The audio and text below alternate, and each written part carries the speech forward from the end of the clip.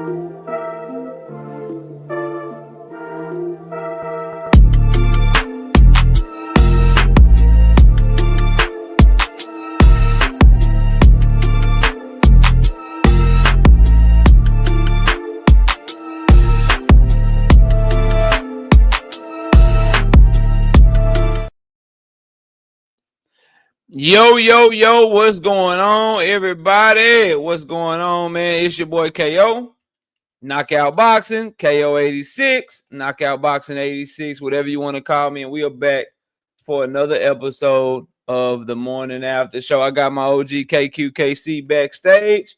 Let me see who all we got in the building. Then I'm going to bring him up, and we are going to get the show started for y'all. First, let me say, donate to the channel, hit the super chat, hit the cash app. I have both KQKC and my cash app running across the bottom of the screen. Hit that super chat button and show your love and support for the hard work and dedication. And also, that super chat button is also right there in case you want to show some love that way. Let me see who we got in the building, and we're going to get straight to it. Skills from New Orleans, Fly Paperish, All Things, Don't Mess with Texas, Savage Bo, Blunt Sports, Ricky Fontaine, Ty Drayford, DC Dre, Nicole Matthews in the building, boxing. LV, what's good? Richard Paris, I see you, bro. Emmanuel Pettigrew, Dr. Mark in the building. Bank Hayes, Texas DT20, T Triz, Zach B, World of Animals. Warren Jackson, Barbara D. Shout out to Zach. 10-piece. No biscuit in that super chat. He say, let's go. We about to get started. Melvin Podcast. LV, Nuke is in the building. John BX, 76 Mark Wetz, Monts Truth, 600 said, Val Bell Abuse, and one Ocasio. Y'all be sure to hit that like button as you slide in the building. Without further ado, let me bring up KQKC. KQ, what's going on, man? How you doing? Man, I'm doing fine, man. How you doing, man? Just a little hoarse, like I said, but I'm fine, man. Yeah. Yes, sir, man. We had a great afternoon of boxing yesterday. A lot to cover in the ring, and also a lot of big stories going on outside the ring for us to cover. You ready to get to this, man, and have a great show? Yes, sir. Most definitely, man. Yes, sir. All right, man. So first and foremost, I want to start with one of the fights, a big fight in one of the hottest divisions in boxing, the 154-pound division. Serhai Bahachuk dismantled and beat up Ishmael Davies. Bahachuk was supposed to fight Israel Madrimov. They replaced him with Ishmael Davies, and he did to him what you're supposed to do to a replacement opponent. He got his ass whooped and stepped on. What did you think of the performance from Serhai Bahachuk yesterday afternoon? What'd you call him? What you call him? What the name you call him? Knockout. What you call him? Sir Habahachuk. That's his name. Oh, is it? Okay. Yeah. What you be calling him? You know you be messing up name. What you call him? I don't know, but your name Sir Habahachuk, bro. Man, you know I be calling him all kind of names. But anyway, but I tell you one thing though. But it was a good fight, and he did what he's supposed to do. I mean, I didn't expect nothing less of him, because when you got a late replacement like that, you don't have a chance to study a film or anything like that. And when someone take a late fight at the last minute, they looking to get ahead, or they looking to be a star or something like that. Well, what you have to do is go in there and let them know this is your house, this is your thing, this is what you do, and this is why you here where you at, and that's what he did. I don't expect nothing less of Chuck. I don't expect nothing less of him. You know, but one thing about it is them guys can fight. Them guys are strong. And I took my hat off to him because it was a fight that was pretty easy. He made it look easy. I mean, I know it's not easy, but he made it look easy. So, but basically, that's all I have on that one, man. Really, you know. Yeah, man. I think Sir Habahachuk is one of the strongest fighters. At 154 pounds, he's not strong. I mean, he's not fast. He's not gonna blow you away with any angles, anything. He bringing it straight to your front door, coming straight forward. He works off a nice stiff power jab. Every punch he throws is a hard punch and feels like it's a power shot, and he just drains you down. Very similar. He fights very similarly to David Benavidez. He's like the Ukrainian David Benavidez. I think one of the things that's really interesting about Sir Habahachuk is he's from the Ukraine, but he don't fight how you would expect your typical Ukrainian fighter to fight, right? Angles, footwork. Obviously, we saw that in the main event with Oleksandr Usyk. We see Lomachenko, the 135-pound Barinchik. They all kind of fight a little similarly, right? He fights totally different. He is just coming forward, bringing it straight to you and trying to wear you down and wear your ass out. And that's exactly what he did to Ishmael Davis. And Ishmael Davis is another one of these fighters that tries to use that shoulder roll, tries to give you a shoulder or whatever. And Bahachuk was throwing them hooks and them straights all day long, and he just wore that dude down. And eventually you could see him, Davis throwing get off me punches, please leave me alone punches. And it was only a matter of time. Bahachuk belongs at the top of 154 pounds. After this performance and the performance that he did against Virgil Ortiz, where he dropped Virgil Ortiz, and a lot of people feel like he beat Virgil Ortiz, I want to see him challenge the Israel Madrimovs. I want to see him challenge Virgil Ortiz again, maybe get a Terrence Crawford fight, possibly get in there with Madrimov or one of those fighters, man, because this dude is ready. He's young and in his prime, and his style is a problem. His style is a problem. So salute to him. And I hope that he gets a good opportunity. I know he wanted to fight Israel Madrimov. I think that would have been a great fight. But Madrimov decided to take the Ortiz fight on February 22nd. So I can't wait to see what's next for Bahachuk. But he's definitely a dark horse because he can wear you down. And if you can't keep him off of you and he can take your power, it's going to be, he can make it a long night for you. But that's all I got on it, man. I'm looking forward to see what's next for Bahachuk. Do you got anything else on that? And shout out to a Kilo Leader, Jay Will, Oak Park, Crucial Content, Desmond. I see y'all in the building. What's up, man? Yeah. Boulderchuck, you know, I call him Boulderchuck, right? That was the name I was calling him, Boulderchuck, right? But I think he might be one of the best kept secrets in boxing right now. Because this ain't the first time I called one of his fights. And the first time I called this fight, man, it was a fight. And I mean, he was bleeding and bloody, but he had heart. And that's what we're looking for in the sport of boxing. Someone that just don't care and just gonna come forward. Now that pressure, that what hurt Davis yesterday. The pressure. He kept on pressuring him, and he knew how to cut off the ring. A lot of guys from Ukraine and Italy, Australia, they don't know how to cut off the ring. But Belichick did. He stepped over and he kept putting the pressure on. Then when Davis would walk off and get off the ropes, he'd be right on him, right on his heels. And there go the pressure. There go the straight right. There go another straight right.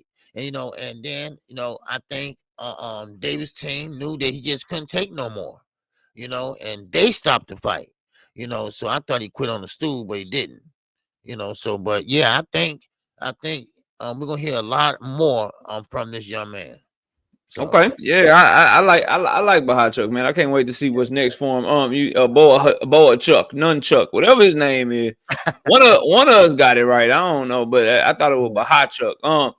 So yeah, that's all I got on that. I wanted to talk about it's a lot to cover around Oleksandr Usyk and Tyson Fury. So I want to start with the fight though, and y'all smash the like button. 141 people in the building. Y'all make sure we get at least to 100 likes real quick. Let's get a like check going and let's get to 100 likes. I see Sunchild in the building, Greenville and Mike. I see y'all sliding through. J Boxing, what's up, man? Dragons Assassin. Excuse me. I see y'all in the building. Give me a second, man. Man, you gotta chew your food, man. Yeah, I'm over here eating this goddamn yogurt and granola. That shit went down the wrong fucking pipe. almost passed out on camera. But look, so I wanted to talk about Tyson Fury and Oleksandr Usyk. There's a lot surrounding that fight. In the aftermath, a lot of news to cover. But first, just the fight itself. Inside the ring. What did you think of Oleksandr Usyk's performance? And what did you think of that fight? Did you think the judges got it right? Do you think they got it wrong? What do you think? What do you think of that? What do you think of that fight, man? It was they was fighting for the heavyweight unified titles. Since they gave Dubois the IBF and stripped Usyk, but the unified title was on the line. The two best heavyweights that we have in today's boxing were going at it for a second time, and Usyk got the nod again. What you think of the fight, man? How did you have it? How did you have it playing out? Well, I had Usyk winning the fight, but I didn't know it was going to be that hard to win the fight. Fury fought better, and it was kind of like tit for tat, unofficially. Okay, I'm just looking at the unofficial scores, and while I was calling the fight, you can see the unofficial scores down there, and then it switched back and forth each round. But then Usyk started to pull away, and then from like maybe 2 or 3 rounds, but then Fury would come back. Fury was landing on body shots. And I'm talking about way across the street, he was landing on body shots. And he would land them in there real tough. But Usyk still Usyk. I don't care what no one say. You can throw a Wilder and out there, whatever. Wilder is, it's not his shot right now. Wilder's no competition for Usyk. All right. So whoever keep hollering out Wilder, all right, y'all can stop it. Because Usyk is a special fighter. Usyk is an all-around great fighter. I haven't seen a fighter like that in the heavyweight. You said Deontay Wilder versus Usyk? Man, yes. I mean, this bro. I love Deontay. He's still my favorite heavyweight, but nah, bro. Right. I like Wilder too. He's a good person and everything. But Usyk will box circles around him right now, bro, and beat him up. Exactly. Like, no. I mean, but these are guys that friends with, that know Wilder, and so they're gonna course. He got to go through Wilder first. Wilder just lost to 40-something-year-old Zhilei Zhang, bro. Thank you. I mean, no. Let Wilder get. I think Wilder should get the AJ fight. They both coming off losses. They like, you know what I mean? Like, nah, bro. Like, let them fight each other. And then maybe whoever can win that fight, maybe get a title shot on their way out or something like that. But let's get the AJ Wilder fight we were waiting for like damn near a decade now. Let's try to get that fight. But Wilder versus Usyk, fuck no. That's not it. But go ahead, man. Yeah. But I was just looking at Usyk, and Usyk is I'm not gonna say a technician, but Usyk, he knows where he at all the time in the ring. He used different angles. If that's not working, he'll go to another angle, then another angle. And then, of course, he started refusing to clinch. Now, see, knockout. Fury tried to play that game again by coming in heavy, and pretty much trying to tire out Usyk. But see, that didn't work with Usyk. Usyk got that ring IQ also. And he tired his goddamn self out. Keep going though. Right, yeah. Sure. He tired himself out. And basically, Fury trying to guide him to the ropes and lean on him like he did on course Wilder. But Usyk was a little bit smarter. He eased on out of there, refused to clinch sometimes, rolled off the ropes and brought it back to and reset. So he was smart as far as doing that. Then here we go, Fury. Now he's starting to hold. He's starting to hold again. Well, Usyk refused to clinch. No. We're gonna box. We're gonna box, and that's what he did. He was all up in his face with the 1-2 one there. He didn't land all the time, but he kept busy. And that's what it is. You got to let your hands go. And he kept Fury busy. And Fury was overwhelmed with the punches that, he's trying to keep him out of his face. So the bottom line is that Usyk is a great heavyweight fighter. He's not a big heavyweight, but he's a smart heavyweight. He's a fast heavyweight. He's got great feet. He got great ring IQ. So that's all you can have in the heavyweight. In my days, yes, you had bigger heavyweights. Taller, longer reach, but still, Usyk is fitting in this heavyweight division real well, and I think he did a great job yesterday. Yeah, I agree, man. Y'all smash the like button and donate to the channel, man. Show your love for the hard work and dedication. If you can't donate to the channel, everybody should be able to do what's free, and that is hit the like button. Hit the like button. Hit the like button. Hit the like button. Wait, 1 minute. Yeah, they did get it right though. Knockout. The judges, I think they hit it right on the head. Okay. Yeah, I don't know what a lot of people. I see round one come in the building. I think I saw somebody else say they felt like Fury won. Fury was competitive the first half of the fight, and that's really it. Like once he got tired after round 6, Usyk clearly was controlling that fight, landing the cleaner shots, pushing Fury back, being the aggressive fighter, and really outworking him and outlanding him. He was more accurate than him. His body work, when he was slipping and stabbing that jab down to the body, sticking that straight left hand down to the body, he's just a better boxer. And I picked him to win both fights, KQ. And I always thought, and it's proved to be true now they've shared the ring for 24 rounds. The only advantage that Tyson Fury has over Oleksandr Usyk is his size. But Usyk is better at everything in the ring than Tyson Fury. His footwork is better. His defense is better. His technique is better. His conditioning is better. He's more of a dog. He got all the heart in the world. You know what I mean? He's just a better fighter than Tyson Fury, and he proved it 2 times. And I'm just blown away, and I'm very, very, very impressed with what Oleksandr Usyk has been able to do in the sport of boxing. We're talking about a fighter, KQ, that has taken that mythical pound for pound list that was created to say, well, what would Ray Robinson do if he was a heavyweight? Could he beat the heavyweights? Oleksandr Usyk said, you don't have to worry about me. I'm going to move up to heavyweight, and I'm going to show you what I would do against the heavyweights. And he's beating them all, bro, from Daniel Dubois to Anthony Joshua to Tyson Fury. He beat AJ twice. He beat Fury twice. Like the boy is bad, man. That's a bad man. And I'm sorry. I've been telling people I got him pound for pound number 1, bro. Yeah. Like I give Terrence Crawford that respect based on what he did to Errol Spence. But if you just go by accolades and who's actually been more impressive, you gotta get that shit to Usyk, man. You got to. Moving up from cruiserweight to an unlimited division. Tyson Fury outweighed him by 60 pounds last night, bro. Yes. And he had like a 6 or 7 inch arm reach advantage, bro. Right. Come on, bro. That man's different. And Usyk was the one walking him down. Right. Come on, bro. Like smaller guy walking the big guy down. Walking him down, slipping his shots. When Fury did hit some, he like, I don't give a fuck. Like, come on, let's get it. He's just a bad boy. Now, Puerto Rican Rum says, how would a prime Deontay Wilder have done against Usyk? You can answer that first, KQ. How do you think Wilder would have done against a prime? If Wilder was in his prime against Usyk, how you think Deontay would have done against? about the same he would do right now.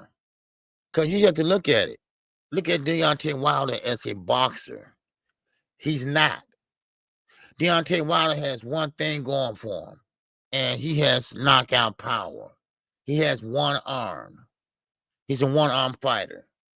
He doesn't have footwork. Mark Brilliant taught him how to put his guard up when he go back, because he was going back with his hands down and head keep getting snapped back. So he put up the high guard. Usually just a smarter fighter. Wilder, yes, I'm not calling him dumb and nothing like that, but he just don't have the ring IQ because that's come from a amateur pedigree. Yeah. Usyk has a better pedigree because Wilder got a bronze medal in the Olympics, but he don't have near the 300 amateur fights that Usyk got. Usyk, exactly. I think you're right. I think Wilder in his prime would have what he has now, a puncher's chance, but he would have more of it since he's in his prime. He's faster. He's more explosive. He hadn't taken the damage that he's taken to this point. So you got to give him a puncher's chance. His straight right hand against Usyk's orthodox, Usyk's southpaw stance, Wilder being an orthodox fighter, that straight right hand can detonate on a southpaw and is lined up perfectly for a southpaw, but he doesn't do anything in the ring better than Usyk. So you'd be waiting around watching Wilder, in my opinion, Puerto Rican rum. You'd be waiting around watching Deontay Wilder get outboxed, hoping that he can land a big right hand. That's really where you be at.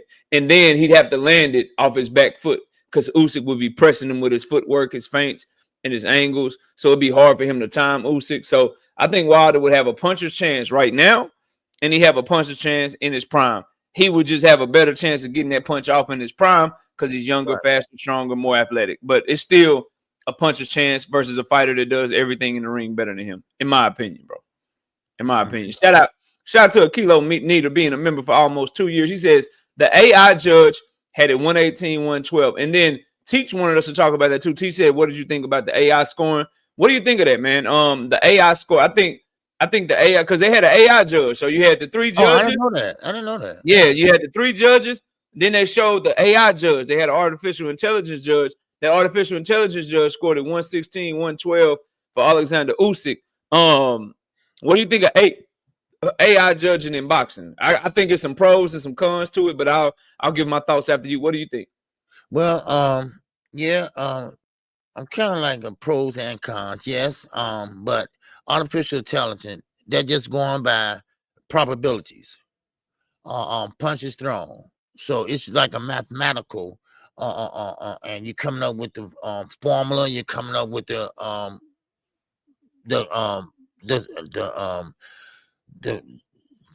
score, the right score. So they adding the punches, how many landed, something like company box. Punches thrown, punches landed.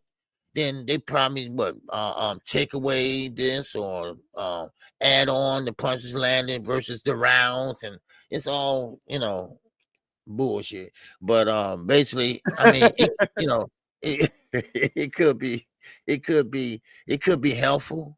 I don't think it'll ever work though, KQ. No, because it's a human being programming the AI.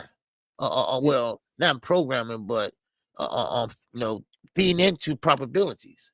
That's a good point. And I don't want to show my nerd side too much, but being really into sci-fi, loving sci-fi movies and all that shit, I won't bore y'all with the details, but it's the same problem in real life that it is in those movies. Like, it's great for, hey, this person landed more punches, this person landed less punches, we giving the round to this person over here. This person scored a knockdown, this person didn't score a knockdown, that's a 10-8 round. It's great for taking the emotion out of it and the human error out of it. But one thing that it's not going to be able to do, KQ, and one of the most important scoring criteria is what? Clean and effective punching. There you go. Yeah. How would an AI know that punch was clean?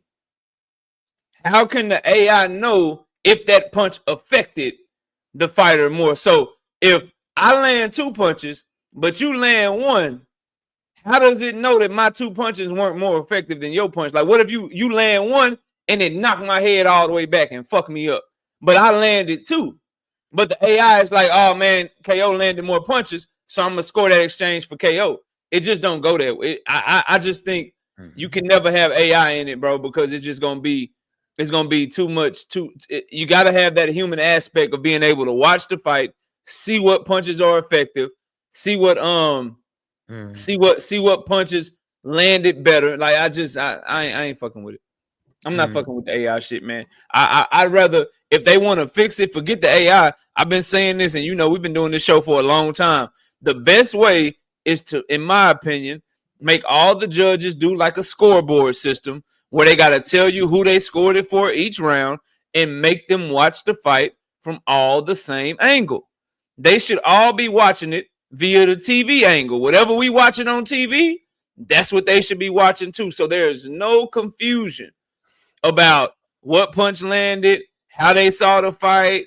You can't make excuses for him and shit. Oh, he saw the fight from this angle and he was on the other side of the ring, so maybe he didn't see that punch land. No, let's all get the fans. If you watch it on TV, fans is watching on TV, and judges on closed circuit TV, everybody see the same angles.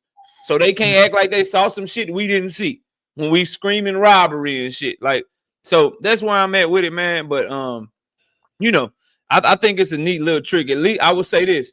At least they doing something. At least they doing something. Another thing I wanted to ask you about before we get into some outside the ring stuff with Fury and Usyk, and then get to the Devin Haney topic, obviously. What I'm noticing for the Beterbiev fight, right, and for this fight with Usyk and Fury, it seems like when you go to Saudi Arabia, KQ, that back foot boxing on your heels, they not scoring for that. Them Saudi Arabia judges, when they bring them judges over to Saudi Arabia, I don't know if Turkey is telling them. I don't know if the Crown Prince is telling them, but it seems like they are putting a premium on who the aggressive fighter is. Who's the one that's trying to make the fight? Who's the one that's pushing somebody backwards? Because we saw in Beterbiev fight, and we saw in this fight with Oleksandr Usyk, the guy that has been aggressive, the guy that's been trying to be the person that's going forward, they won both of these big fights. And that might be important when we get to Riyadh season, February 22nd. What do you think of or do you think it's a coincidence, I should say, that the judges in Saudi Arabia seem to be scoring the fight for the guy that's going forward and trying to be aggressive? What do you think of that, man? In both undisputed fights now, Beterbiev Bivol and Usyk and Fury, the person who was on their front foot the most won all of those fights. What do you think of that, man? Yeah, and what I think is, that sounds about right, because I think it's gonna be a lot of changes when you go fight over there. Of course, there's gonna be some changes. Of course, to his satisfactory Turkey, and I respect that. Now, of course, they want to do boxing the way they want to do boxing. That's not how boxing is. You don't score like that. Sure, a fighter that comes forward, yes, he bringing a fight to him. But then again, that doesn't mean that the guy on the back foot is not trying to be elusive, hit and don't get hit. All the so-called cliches. They don't look at boxing as a whole. They look at boxing the way they want to look at it.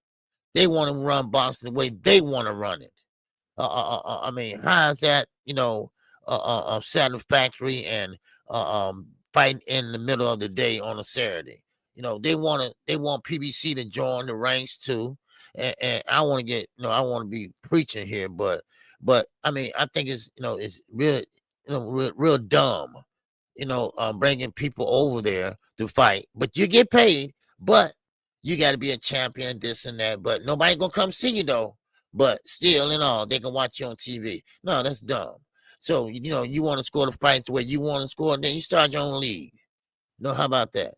But boxing should still always be the same. Scoring should always be the same. It never should be. I mean, year after year, every judge should be taught the same way. Boxing should never change. I mean, sure, you can ask them, you can mend some things, but that's about it. But boxing should always be like it was 40 years ago, 30 years ago, 10 years ago. But Turkey, what do you expect? And I don't want to get into the history of the country or whatever, but I mean, I just don't like it. You know, I don't like Yeah. it at all. And, you know, I just don't. And Don't sound like that old guy. Get off my lawn. You know what I mean? Shit right, changed. right. Shit changes now. Yeah, you're right.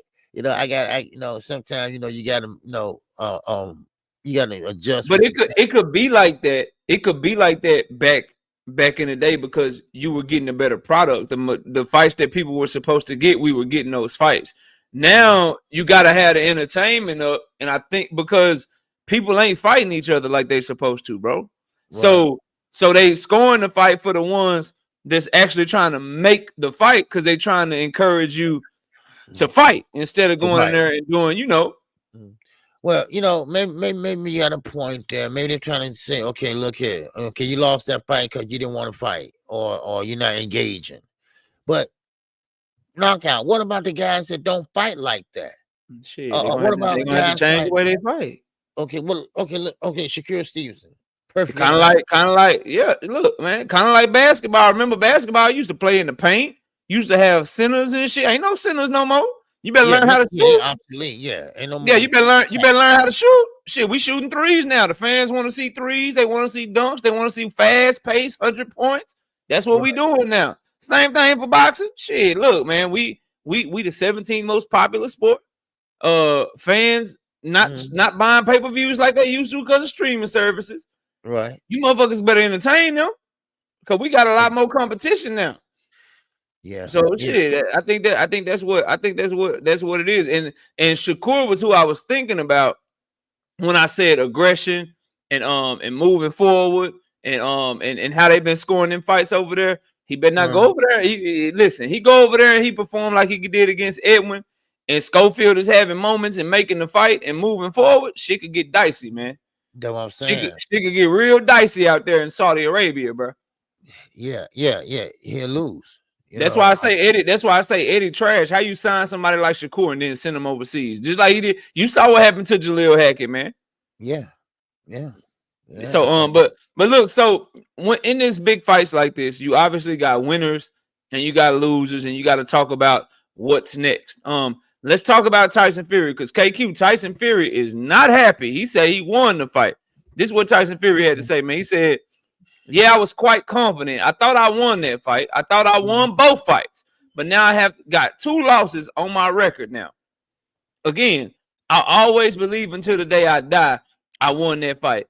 I was on the front foot all night, landing body and head. My promoter, Frank Warren, had me 3 or 4 rounds up. Most people had me at least 2 up.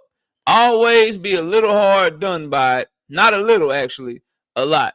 When you don't get the knockout, this is what happens. You can't guarantee a win. I don't know if you saw the scorecards. One judge gave Usyk the last 7 rounds. The other 2 judges in the last 7 gave him a round each. How on earth can you say he won 1 round out of the last 7? And then Fury said, I think he got a little Christmas gift from the judges. There's no doubt in my mind that I won the fight. What do you think, man? Man, that's crazy. Like I said, I was calling the fight, but still I can see too now the fight. And I usually go back Sunday morning and watch it. And it's no way Fury lost 7 rounds. It's just no way. Because they was pretty much, like I said, unofficially, they had it tied up. Then one go up, or maybe by 1 round. Then the other one go up 1 round. I mean, so I don't know. It was a competitive fight. It was a great fight. It was a close fight. We know what we saw. I don't know what these judges are doing over there. And right now, Fury right. I will say he's correct. But I don't think he won. But still, it was closer than what that judge had it. I'll tell you that. So I don't know what he got that from, but Usyk, he did win that fight. Yeah, I think him winning the last 7. I don't think Usyk won the last 7 rounds. 7 rounds, no. I think he won the last 4 or 5 though. Yeah, I will say this. I think he won the last 4 or 5 though, for sure. Okay. And I think it was competitive up until then. So like for me, KQ, after 6 rounds, I had it either 4-2 or 3-3. So I had it 4-2 Usyk with a swing round in there where you could say it was 3-3. Then the last 6 rounds, that was clear like 4-2 or 5-1, depending on how you score it for Usyk. Either way, I had Usyk up like 2 rounds, man. Mm-hmm. Okay. So, but as long as the right man won, like I don't think now Fury talking about robbery or Usyk got a gift. No, I think he clearly outboxed him. I don't think, but I agree with you that from round 5 to round 12, Fury got a couple rounds in there. You can't give Usyk the last 7 rounds, bro. That's crazy. No. And shout out to Darius Lopez and the Cash App, brother. I appreciate you. Yeah, appreciate that, Darius. Appreciate that, man. Showing love to the OG like that, man. Look, so let's talk about Oleksandr Usyk.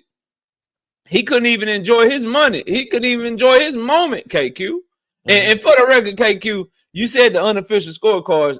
Anthony Joshua was doing the unofficial scorecards, and we know he wanted Fury to win because he wanted that fight. If Fury won, then AJ get the Fury fight. If Usyk won, they ain't making the goddamn Usyk fight. You already lost to him twice, so I don't know why they had AJ scoring the goddamn fight. We can't take the unofficial serious, bro. Now, I do want to point that shit out to you. I don't know if you knew, if you didn't know, but they had Anthony Joshua doing the unofficial scorecard, and they were trying to make attention to the name up there, though. Bro, they've been trying to make Fury versus AJ for the last 3-4 years, but they both keep fucking losing. Right. Up the bag, bro. So yeah, he was rooting for Fury. He was like, God damn it, if Usyk wins, then I already lost to him twice. I can't get that fight. But if Fury wins, then shit, I can get that fight. So he was in that bit. His first 3 rounds, they were like 10-9 Fury, 10-9 Fury, 10-9 Fury. I was like, man, why they got AJ? Why they got AJ scoring this shit, bro? Why they got AJ scoring this shit, bro? Like, get the fuck out of here. For real, I didn't know that. Yeah, bro. It said AJ's unofficial scorecard. I said, get the fuck out of my face. Man, that's funny. That's funny, man. Here, man. Yeah, dog. Yeah, get the fuck out of here, man. Look, so Usyk, he couldn't even enjoy shout out Crucial Content. Let me check it, bro. My bad, bro. I ain't see it, fam. Oh, there you go. Shout out my boy Crucial Content with the 2-piece. No biscuit in the Cash App. I appreciate you, big dog. All right, so look. Usyk couldn't even enjoy his moment, KQ. He was trying to do an interview and shit, and Daniel Dubois hopped in the ring. He said, I want my revenge. I want my rematch. What's up? And Usyk, being the dog he is, he looked over at Turkey Island. He said, hey, Your Excellency, I want to fight Daniel Dubois next. Can you make that happen? So it looks like we might get Usyk versus Dubois part 2. What do you think? What do you think of that for Usyk, man? And you know, there's some controversy surrounding the first fight. A lot of people feel like Dubois won the fight, which is hogwash, but I'll let them think what they want. But what do you think of that rematch, man? I think that's the best possible fight for either of them. What you think, man? Man, I think that's a good fight. I'm sorry about that, Crucial Content. My fault. Yeah. I didn't know it was you. I think that's a good fight. And one thing about Usyk, like you say, you see how Usyk said, yeah, okay, make that fight happen. See, that's turning down nothing. Right. See, that's what I mean. That's like a throwback fighter. Like, it's kind of like David Benavidez. He never turned down no fight. Usyk never turned down a fight. You know, and that's what we're looking for. That's what we're looking for in a fighter. Hey, you want to smoke? Okay, wait your turn. I get to you. Let me take care of these guys first. Or, yeah, okay, let's make the fight. Let's make it happen. So right then and there, we might. Ain't no might. We will get that fight. Dubois jumped in there. And, man, that would be a great fight. And a great comeback fight, too, for Daniel. And Daniel, man, he been looking good, too. He been looking good and, man, been making his name rise and rise and rise. And now he get a chance to fight an undisputed champion. So that's a big fight at the heavyweight division right now. You know, the heavyweight division has changed a lot now. You know, so, man, I can't wait for that to happen because I know that will happen, you know. So, but, Daniel, he did the right thing. He wanted to get back, and nothing wrong with him challenging himself. You know, another fighter said that, I don't know, we probably get to that. I don't want to say it right now, but someone else said, listen, they want to challenge themselves and fight the best, you know, out there in the sport of boxing beside himself. So, okay. So that's what Usyk probably want to do at the heavyweight division. He want to fight the best out there, you know. So Fury, we thought was the best, but it's not, So, but let's see what Daniel Dubois do. That would be a great fight. That'd be a great fight. Yeah, I'm interested to see the fight again. Like B Dog said in the chat, though, I hope Daniel Dubois don't quit this time, though. If shit get tough for him, I don't want to see him quit again.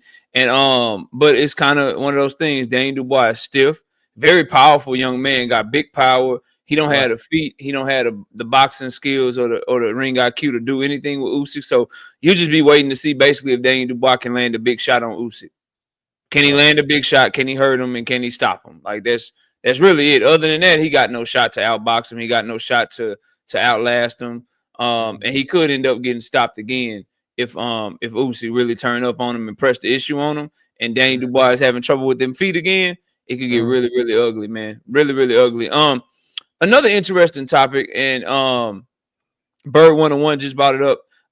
There's a rumor started, and I don't put any credence to this rumor, so I'm gonna let y'all know right now. I'm gonna talk about it because Bird 101 asked about it, but I don't put credence in this rumor because I need somebody other than fucking Rick Glazer to tell me that the shit is going down. But there's a rumor going around that Top Rank is when they leave ESPN, they're gonna be going over to the Zone. If that happens, what do you think of it? And what's your thoughts on that rumor, man? And again, I'm not saying this is confirmed. This is something started by Rick Glazer, who has been extremely inaccurate and 99% of the time he don't know what the fuck he be talking about. So I don't want to I'm not putting any credence on it. But since they talked about it, what do you think if that happens? Well, I saw Everything Boxing. Shout out to Everything Boxing. He made a video about it and saying that Gervonta Davis and PBC, the program has stopped. Okay, other words, he's saying that the picking and choosing and all that is over with. I don't think so, and I don't think that's going to happen because, first of all, Vegas is not going to let that happen. Boxing is part of Vegas revenue, and one thing about it, Vegas and PBC is not going to let that happen. Everyone allegedly are all together except for PBC. Now, I don't believe that in the Man in the Moon because number one, Bob Arum is too stubborn, and he want things his way. Right now, he's not even running Top Rank. Todd Dubois is running Top Rank, and of course, Al Heyman. They do things a little bit different. Al Heyman's the advisor; he's not a promoter. So, those things might come to fruition, might not. But it's no way everybody gonna be under one umbrella on the Zone. That would be nice. That would be nice. That'd be great. That'd be great for sure. And then that will put pressure on PBC to do cross promotional shit, or if they stuff ever ends with Prime, they would have to go over there to the Zone if they fighters gonna get fights and shit like that. So I mean it'd be great for the sport of boxing, but I need somebody other than Rick Glazer to tell me that. Now, I find it funny that people pick and choose when to believe Rick Glazer and when not to believe Rick Glazer. Like if he's saying something that's going against somebody that you don't like, then all of a sudden you love what he has to say. If he's saying something that goes against somebody you do like, then he's full of shit and he doesn't know what he doesn't know what he's talking about. For me, he don't know what he's talking about ever. So until somebody else corroborates what he says, then I ain't fucking with it. And for me, how will they have all the dates? Like the Zone got a lot of people under their shit already. Like how does Top Rank fit in with their big stable? You got Matchroom over there. You got Golden Boy over there. Is somebody getting kicked out? What the fuck is going on? So I would, for American boxing, I'd rather the two best American promoters be under one roof. And I'd much rather, I think both is good, right? But I think that Premier Boxing Champions and Top Rank being under the same roof, much better for American boxing, bro. Much better for American boxing because they got the best American stables in the sport. So if you put them under the same roof, then I'm with it. But this idea that Top Rank is going to the Zone, the fact that it's Rick Glazer and how wrong he is all the time would lead me to believe that probably ain't what the fuck is going on. And then if you Top Rank, why would you go to the Zone and let Turkey like it just don't add up. Remember when Beterbiev and Bivol were supposed to be on the zone pay-per-view, but then Bob pulled them off the zone pay-per-view and went against what Turkey wanted and had them fight on free ESPN. Right. And then also when Jared Anderson went over there, Bob Arum didn't want Jared Anderson to go over there. He went against what Bob Arum wanted him to do. Mm-hmm. I don't see Bob Arum making those moves and then just giving Turkey control of his goddamn company like that.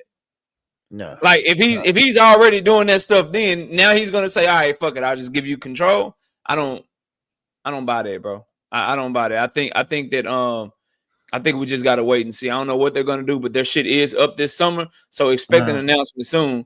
But I do think the best move for us as fight fans here in America, what I'm rooting for is for PBC and Top Rank to be under the same room. And for whatever people want to say, Prime Video got as much money as all the rest of them. So if they can get a deal with Prime, that would be great, bro. Exactly. See, Knockout, I'm gonna tell you, Rick Glazer, he just don't like PBC. He don't like Al Heyman, and he don't like Gervonta Davis. He just don't like those three.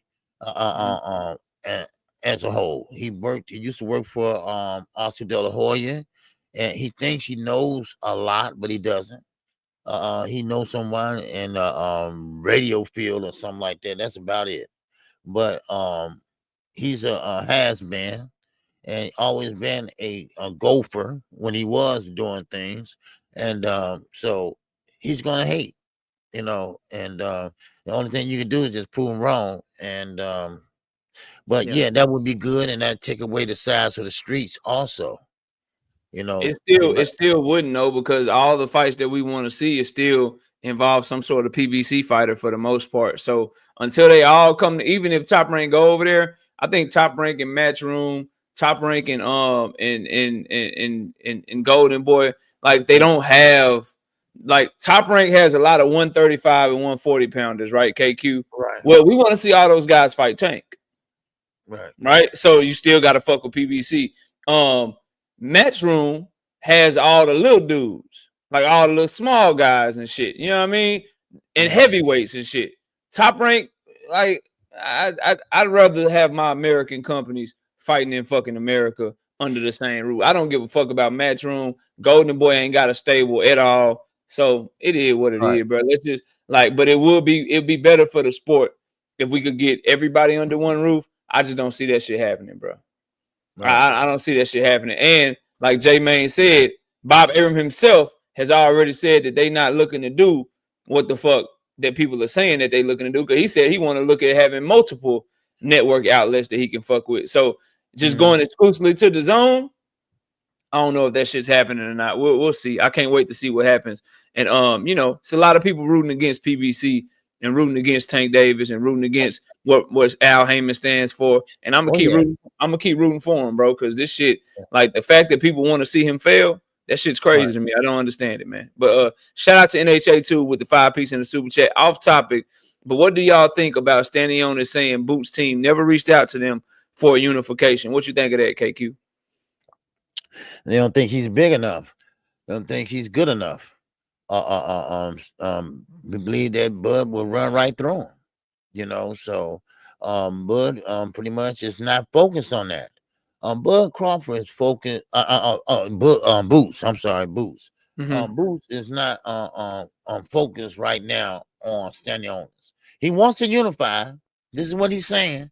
He wants to unify. He wants to stay at 147, but I get mixed messages from him. Because he said once before that he wants to fight everybody at 154. Now he wants to go, stay at 147. And of course, he want to unify. Now, why he's not mentioning Stanionis, don't know why.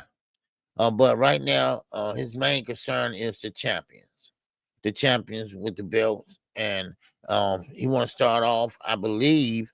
He had the Brian Norman fight, but we know how that went. So now Eddie, he did want Boots to fight someone for a unification bout, but Eddie he just don't care, because he got 2 fights ready for Conor Ben, or trying to negotiate 2 fights for Conor Ben right now. So they, I think it just was a bad move to sign with Eddie, period. I mean, it just now Boots is like, and I kind of not feel bad. I don't feel bad for him at all, but that's the choice he made. Yeah, Now, he got his last fight. He got his last fight coming up, so hopefully he can get out that contract. But right. if standing on his team is saying Boots never reached out to him, I need to hear from what Boots has to say about that and what his team has to say about that, because what I've been told on multiple occasions is Stanionis already turned down some fight offers from Boots Ennis, but Stanionis saying he wanted now.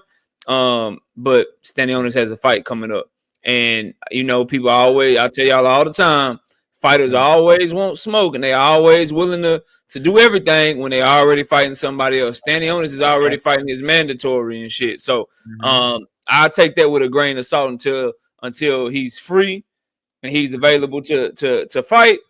Then I'll go back and say that. But for right now, he's still a duck to me because he got offers back in the day to fight Boots and he turned that shit down. Now he got a fight lined up against his mandatory. Oh, now I never got contacted. Now this, now that, because he's doing interviews, and if you bring up Boots' name, people are going to pay attention to Stanionis. You asking me about Stanionis in HA2. If Stanionis stayed on that goddamn interview and he only talked about the person he was fighting, then you don't even come in here and ask me that question. You don't even come in here and ask me about Stanionis. If he just talks that whole interview about Giasev and talks up his fight against his mandatory Giasev and never brings up Boots Ennis, I don't get that $5 super chat from you. What you asking me that question? You probably give me a $5 super chat asking me something else. So I think he playing the game right now.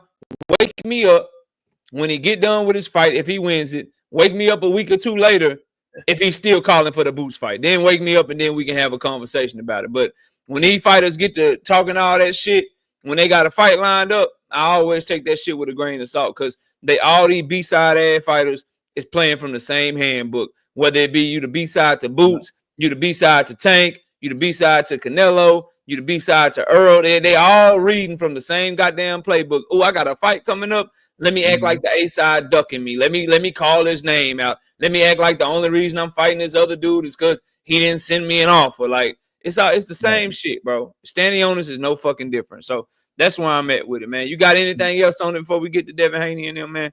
No, that's all I got. All right, so Devin Haney turned down an offer to fight Teofimo Lopez in the super duper duck move. And instead he's deciding that he's gonna fight absolutely nobody. What do you think of Devin Haney, Bill Haney, Teofimo Lopez? Good move, bad move. What's your thoughts on that, man? I think it's a bad move. But then again, hear me out, right? Now, let me go back for a minute, knockout, because Devin Haney had a chance. Okay, we all know what happened with him and Ryan Garcia. I mean, that's no secret. We all seen what happened. It would have been great if he could have got right back in there and fought a Sandor Martin. I'm just going back, and that would have been a great fight for him. It's not a dangerous fight. It's not a big money fight, but we would know where he at. We'll know if he's gonna let his hands go, or is he the same Devin Haney. At least we would have known that. But still in all, he still was asking for a lot of money. And of course, I mean, Bill Cap. I mean, oh man, but I'm not gonna get into all that. But still, in all, so now, he could have fought on Pyro, but then again, they was asking for a lot of money. Listen, what we saw, that makes your stock go down. It doesn't matter who you are. It doesn't matter if you get knocked out, knocked down, your stock go down because it wasn't a good fight. And of course, the promoters, they know this. And that's why let them bid on the fight. Now, ain't nobody stupid. Everybody know that Devin Haney is not a big time seller. I mean, those are the facts. But still in all, sometimes you gotta take what you can get. And then you work yourself back up. Sometimes fighters have to go back and from scratch and start all over. Well, the Haneys believe that they don't have to do that. They believe they still are the A side. They still are what's happening right now. They still think they're the sport on the face of boxing. So therefore, now they send their mad because people are like, hey, look, man, we're not gonna pay you all this money. No. And you did this and that. Now, I was listening to Bill and you talk, and it's no way that Oscar De La Hoya is lying about his books. There's no way Oscar De La Hoya is gonna lie and say keeping all the money. And first of all, Bill, that ain't your money. That's the money that Oscar De La Hoya put up and gave Ryan for the fight. Ryan had to get that money back. And that money don't come to you, Bill. That money goes to Oscar. So stop trying to act like somebody, Ryan, nobody robbing you. Ain't no other fighters said they been robbed either. Because, I know for a fact that Jermell Charlo is happy with Al Heyman. I know for a fact that Earl Spence is definitely happy with Al Heyman. What's the word he used? Oh, Al Heyman going to guide my career till I retire. I'm Team Heyman. Those are his words. I'm Team Heyman. So that don't sound like somebody that's not happy. All right? Now, you can play all the word games you want to. You can play spin it like you want to spin it. But it don't work. It don't work no more. So, I mean, sometimes, you got to get what you can get, take it, and move on. Now, I think what it is, and this is my opinion, that they scared to take a dangerous fight because Bill don't know what will happen with Devin. He don't know, should I take this fight or not? And I think Teo will beat Devin right now. And they know it too. So that's why they're trying to pretty much save face. Matter of fact, I can't see no one right now that Devin Haney can beat at 140. Damn, nobody? Shit. I mean, That's I'm just saying because now I might be wrong, but I'm just saying that because I'm trying to make a point where he needs to get in there and fight somebody so we can see how he look. So we don't know how he look. We don't know how he look until he go in there and fight someone. There's nothing wrong with a tune-up. Yeah. There's nothing wrong with taking a little crumbs. There's nothing wrong with that.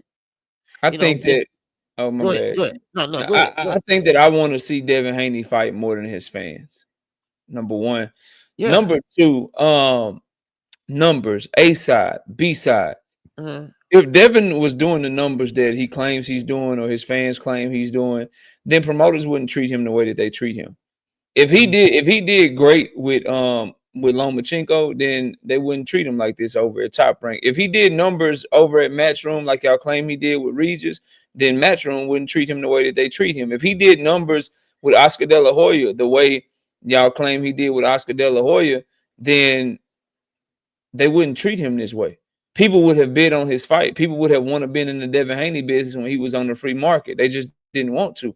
And at the end of the day, no matter how you slice it, you can't tell me he's a boss and tell me he's his own promoter, but then he wants to get paid like a fucking employee. Think about that shit. Like, y'all are telling me he's a boss, he's his own promoter, he's making boss moves, but then he wants to get paid a salary, which is his guaranteed purse, like a fucking employee. He don't want to get paid based off the revenue that he can generate like a fucking boss. Yeah, he don't want to get paid like that. So you can't tell me that he's an employee. And you can't tell me that they're trying to get T.O. more money than him because T.O. wouldn't make more money than Devin Haney in that deal. Because Top Rank don't pay people like T.O. no goddamn pay-per-view. That boy would get 6 to 8% of that goddamn pay-per-view based on Terrence Crawford's words. Terrence Crawford would know more than you, me, or anybody in the motherfucking chat, bro. Yeah. And Devin will get 45% of everything to DHP. And at the end of the day, he has nothing better on the table. Y'all sit here and watch the man tell me who runs Devin Haney's career. When I asked him directly, what else y'all got better on the table? He said, nothing. Control of our career. You mean with a one-fight deal with Top Rank after you beat T.O., you still not controlling your career? And y'all let that shit go right over your head, bro.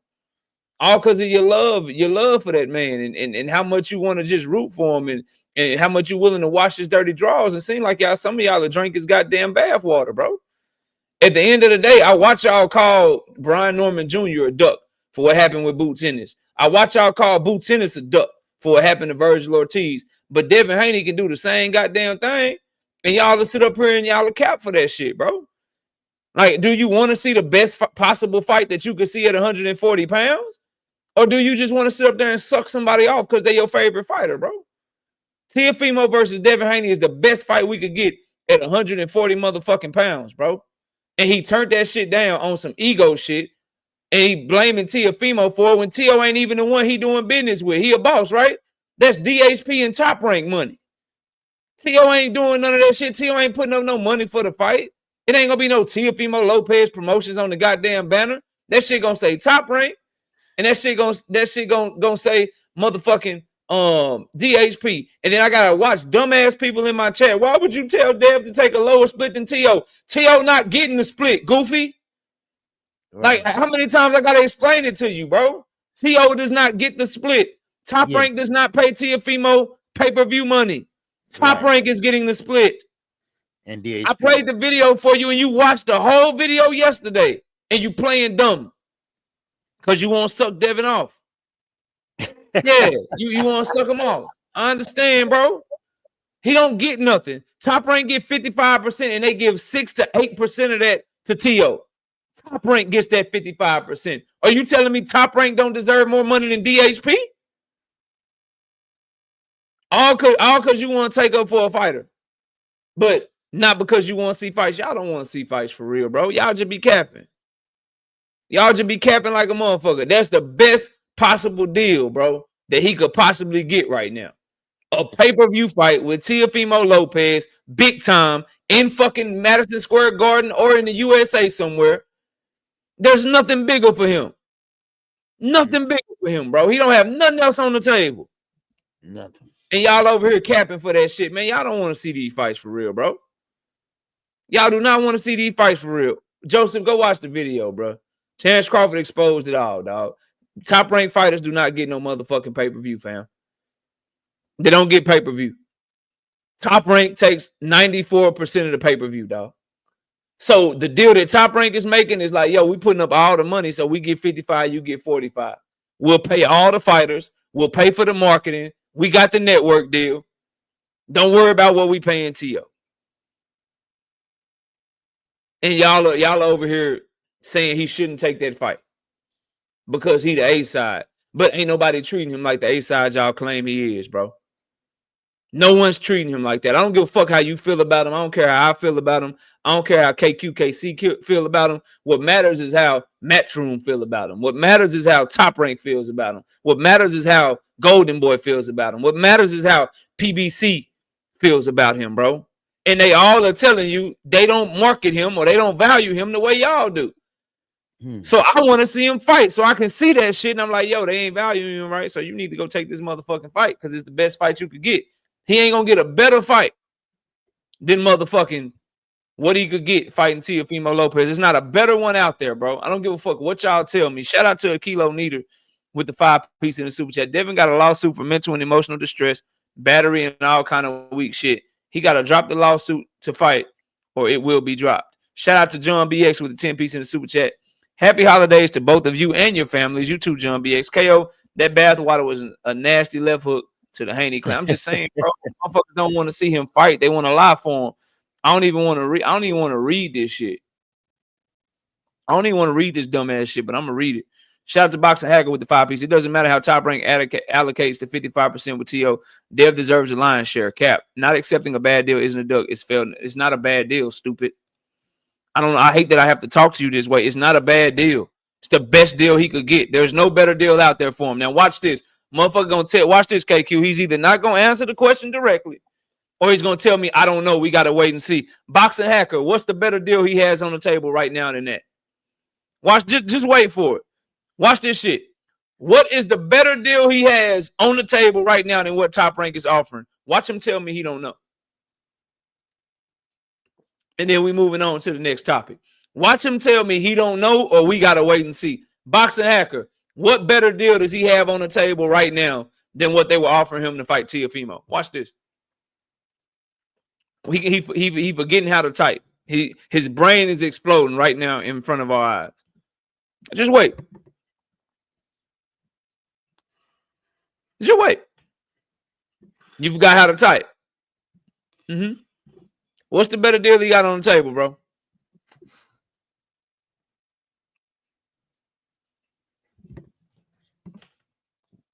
Yeah, I know Joseph Jackson. He don't have no other fights on the table. That's the answer. There's no other fights on the fucking table for him right now. Yeah, just waiting. Like I said, I don't have all day to hold up the show. You got nothing to say. Now, I saw somebody put this in the chat, and in a weird move, the WBC is trying to announce the retirement of Lomachenko, KQ. How can the WBC announce his retirement? But fine, we'll go with it. The WBC says the Matrix is everywhere. Loma will always be remembered as one of the greatest Ukrainian boxers of all time. Olympic gold medal winner, he became world champion in his second professional fight, crowned in 3 weight divisions, possessing lightning speed, precision, balance, poise, and brilliance. Thanks for everything, Loma. Then right up under it, it says Lomachenko has not announced his retirement and reportedly plans to discuss his next fight with Bob Arum in the news. Lomachenko's manager, Aegis Clemens, has given no indication that Lomachenko has retired. Lomachenko currently holds the IBF lightweight championship and is rumored to be fighting Raymond Muratalla next. Man, what was that? How will the WBC announce his retirement before him? I don't know, man. That's crazy. Hey, and guess who put it in the guess who put it in the chat? Who? A goddamn Devin Haney fan. A goddamn Devin Haney fan put it in my chat like it was breaking news or something. This is the shit I gotta deal with, KQ. This is shit I gotta deal with, bro. A goddamn Devin Haney fan put that shit in my chat like it was real and like it was breaking news. This is shit I got to deal with, bro. this is the level of thinking that they do. You could clearly they didn't read the shit all the way through. and then look, another house. If I scroll, I don't want to expose them. They know who they are. And then if I scroll up, a Devin Haney fan right up under him said, "Oh, I guess it's true. Loma's out of there." Didn't even read the shit, bro. Man, no, man. Oh boy, I swear. Loma, and he might just don't want to fight either. So in Loma, I'm not saying he's scared or anything, but it's just hard now. Now you see, and now everybody see. Now the world see that that Tank has been trying to make these fights happen, but of course, people just don't want to fight. And this is what we got to change. Rayo, Lomo. I mean, all these guys. No one wants to fight. Nobody want to be a means. Nobody want to get laughed at. Nobody want to be knocked out. Frank Martin, yeah, he got knocked out, but he enjoying all the fruits of his labor. Shoot, he went shopping, baby. Man, bought him a car and everything. So somebody said it best. How the WBC gonna announce the retirement of the IBF champion? That's crazy work. That's crazy. Like, man, that man ain't going nowhere, man. I think he'll be back. He'll probably fight Muratalla, which makes no sense because he could lose to Muratalla. I think if he come back, he should fight the biggest fight he could possibly fight, and that's Tank Davis. Yeah. That's Tank Davis, bro. Like that's the only fight to me that makes sense for Lomachenko. Because if he fight Keyshawn, you could lose to Keyshawn. If he fights Shakur could beat him. If he fights Raymond Muratalla could beat him. So if you could lose all of these fights anyway, why not go into the fight that you can get the most money? That's gonna be the biggest fight you can make. So that way, if you lose, you at least go out making a whole shit ton of money versus just making $1 million or a couple of million to fight one of these other fighters and losing to them. So we'll see what he does, but I don't anticipate Lomachenko retiring. I anticipate him fighting again next year. You know what I mean? So that's just me. We'll see what happens though. Do you have anything else, man, that you want to Oh, we got a super chat. Hold on. Shout out to Ricky Cooper with the 10-piece in the super chat. KO, it's a scary proposition for the Haneys for Devin to lose his next fight. It could be career ending. I just wish they would. I wish them and their fans would just say that then. Like, bro, quit pump faking. Yeah. Quit pump faking. Quit pump faking. Quit acting like you want all the smoke. Quit acting like you something you not. Like your fans is on their knees for you, and they're gonna be on their knees for you regardless. But the idea that your only opportunity for pay-per-view is a bad deal. Like Devin is not no fucking Canelo Alvarez, bro. This idea that y'all think that he can just move around to different promotional companies, getting deals that benefit him, like he built up a name big enough to do that shit. Like, don't make me cook y'all, bro. They did 50,000 pay-per-view buys with motherfucking Regis Prograde, bro. Regis couldn't even get paid on the back end. Eddie Hearn won't even get a nigga tickets to the fights no more, bro. That's how mad he is. He can't even come from no tickets no more, bro. Bob Arum said they barely broke even on the motherfucking Top Rank fight, bro.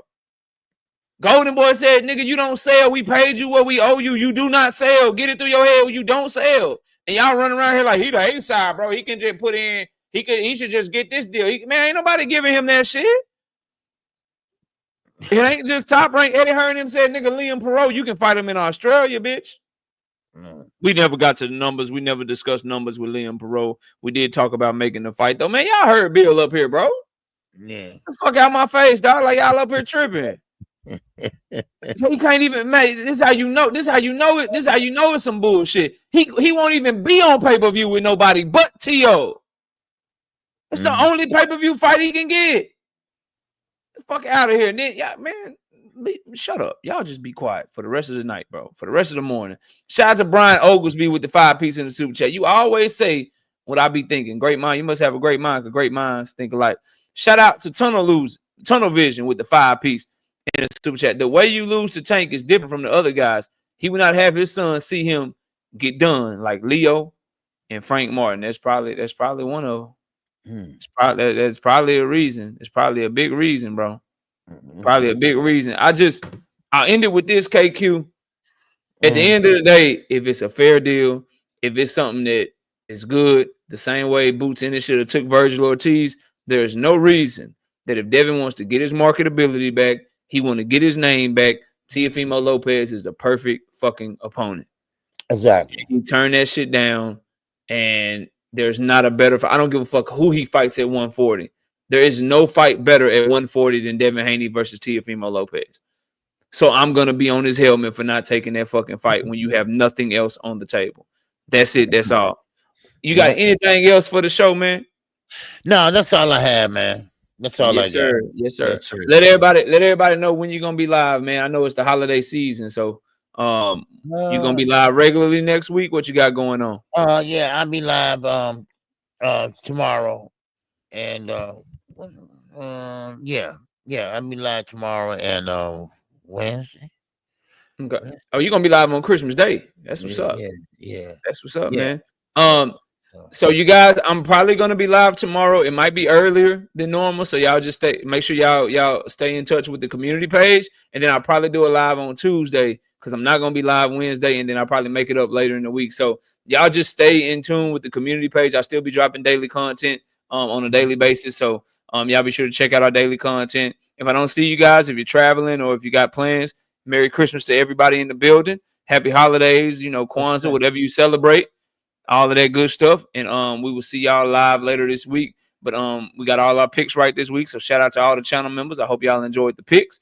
And with that, we gone. KQ, have a good day. And everybody else, we'll see y'all soon. We gone, man. Peace out. All right. Peace. All right.